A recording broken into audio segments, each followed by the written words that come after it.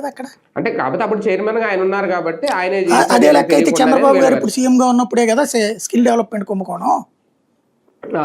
మరి నేను అనేది అదే, అది దానికి చైర్మన్ బాధ్యుడు అయితే ఇక్కడ సీఎం బాధ్యుడు కాడా.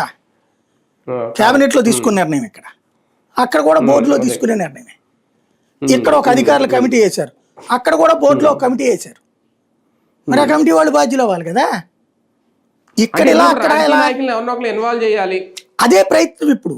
అంటే వీళ్ళు చేసిన ప్రయత్నం విఫలమైంది.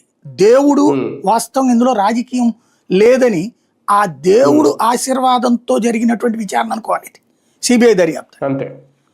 లేకపోతే గనక మనం అసలు భక్తులు జీవితకాలం మనసు నాకైతే ఈ నివేదిక వచ్చేదాకా చాలా మనోవచ్చింది నేను.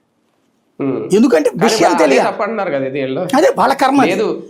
మీరు మనోవాదం ఇంకా చెందుతూనే ఉండాలి అలాగా అన్నట్టుగా ఉంది. ఇప్పుడు నిన్న పవన్ కళ్యాణ్ గారు అన్నదన్నాక ఈయనేంట్రా బాబు ఇట్లా మాట్లాడుతున్నారు అనిపించింది.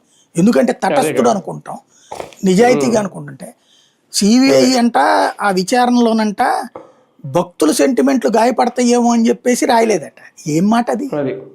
అసలు వేసిందే ఆ భక్తుల సెంటిమెంట్లు గాయపరిచారని దాని మీద కదా. వాళ్ళు అందుకోసం రాయలేదని ఈయనతో చెప్పారా పర్సనల్గా వచ్చి చెవిలో?